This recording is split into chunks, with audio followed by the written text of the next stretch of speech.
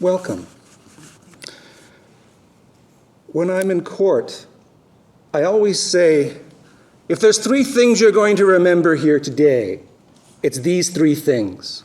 Well, the three things I want you to remember here today is to make friends amongst yourselves, ask questions, and be curious.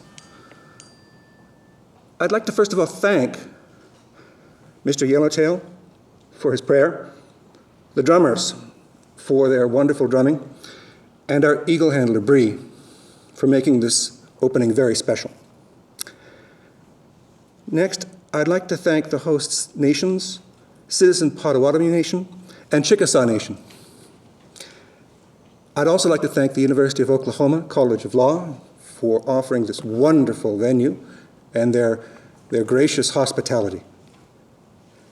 I'd also like to thank the student volunteers of the College of Law for their gracious volunteer hours of organizing and helping in making this conference successful.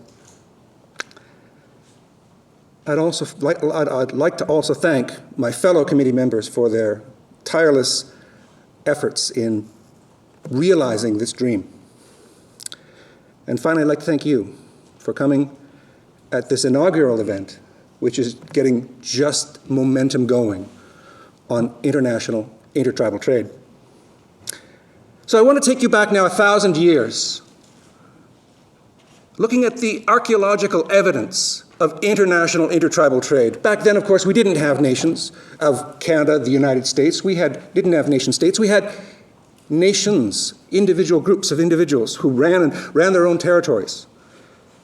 The evidence of this intertribal trade, the two obvious ones, are the Oolakan grease trails and the obsidian trails. Oolakan, that's a form of herring that was used for oil, for food, and for burning and lighting and cooking. The coast peoples harvested this resource from basically northern California to Alaska. And they'd boil it down to an oil. And then they'd take this oil and trade with it, thousands of miles in all directions. The items they traded for, which are found from archaeological digs and excavations in the Coast Salish peoples' burial pits, are fur from buffalo and from caribou, copper, obsidian, bones of buffalo and caribou. But that's one example of ancient trade which the roots went inland. Another one was the obsidian trade, or rock, which is used for very sharp tools and blades. That was located in northwestern Wyoming in the Yukon Obsidian Plateau. The trade routes, again, stretch for thousands of miles in all directions. And again, it's the same sort of items that have been found: fur, copper, Oolakan grease, caribou, buffalo bone. So why is this important today? Because it's a link from the past to the present. What is important about that? Well, it speaks to the economic, the political, and the cultural aspects of international intertribal trade.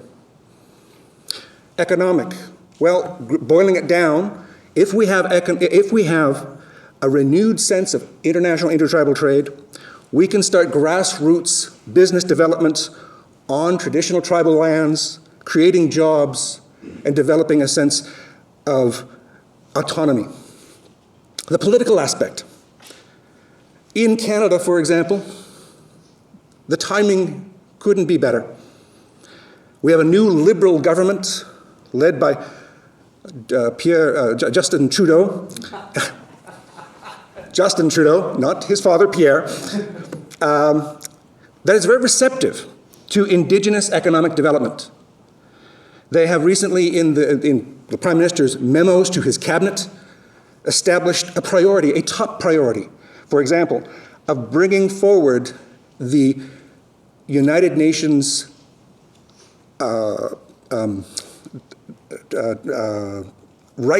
Declaration of Rights, and making that a domestic piece of legislation.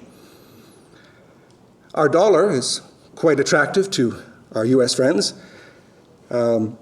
And there's 3 important court decisions from our highest court, the Supreme Court of Canada, which have allowed for a better climate for international intertribal trade. These cases, Delgamuukw, Chilcotin, and the most recent one, Daniels. Why is this important? Well, boil it down. Delgamuukw confirmed and clarified what consultation with First Nations is all about in Canada. It established a clear road path for consultation. The Chilcotin case was the first case to establish Aboriginal title by the Supreme Court of Canada. Never happened before. There are going to be a whole bunch more, and we now have the pattern of the way forward.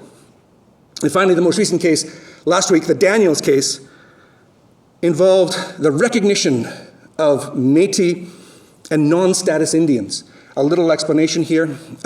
Way back when Canada was being born and the Department of Indian and Northern Affairs was being created, they sent out agents throughout the land and arrived at a First Nation settlement and did a count. Who's here? The people that were on the list, they're status Indians. There's a whole bunch of people from that community that are off either hunting, trapping, or out there in the bush. They got missed. They're non-status.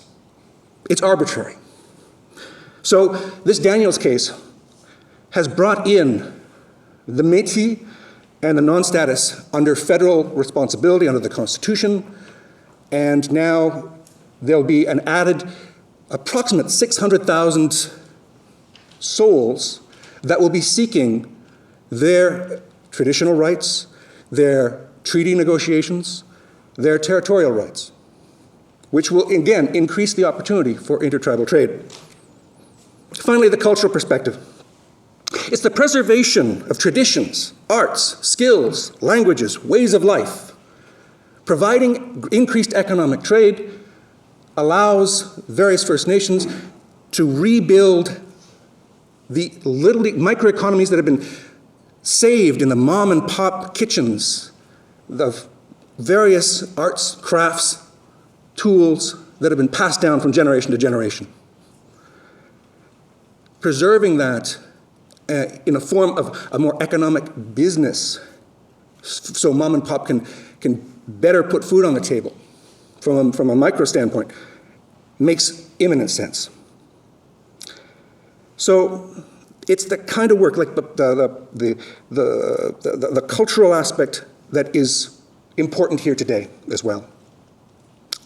And finally, a little bit about IDEO, the Working Group on International Intertribal Trade. We have a vision. We came together. Quite frankly, I'll just read the vision. Our vision is an end state where there exists a global flow and exchange of Indigenous goods and services and investments. Its purpose, to apply the group's combined international expertise, passion, and experience in addressing tangible issues that can assist in the global flow and exchange of Indigenous goods, services, and investments. So how do we do this? Well, our principles are clear. 1, respect for Indigenous teachings, and where possible, apply these teachings to the issue of international intertribal trade and investment. 2, respect and preference for environmentally sustainable international intertribal trade and investment practices.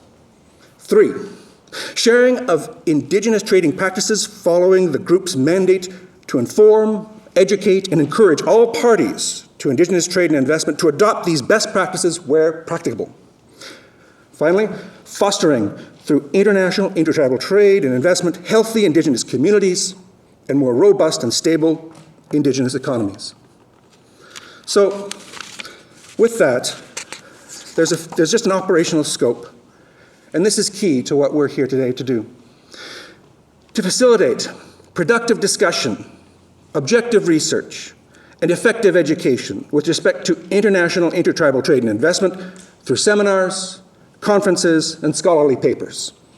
Recommend measures, activities, policies, regulations, legislative proposals that can further the vision of the organization while respecting its principles.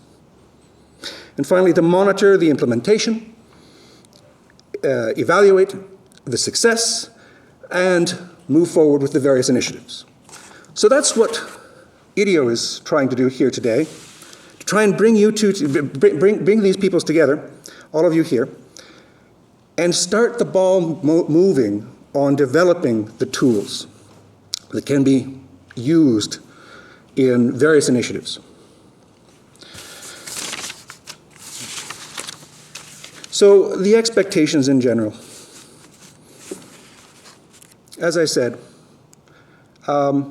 generally the expectations are to make friends, because when we make friends, we end up building trust. When we build trust, we end up having communication. When we have communication, we end up taking risks with respect to establishing possible trade ties.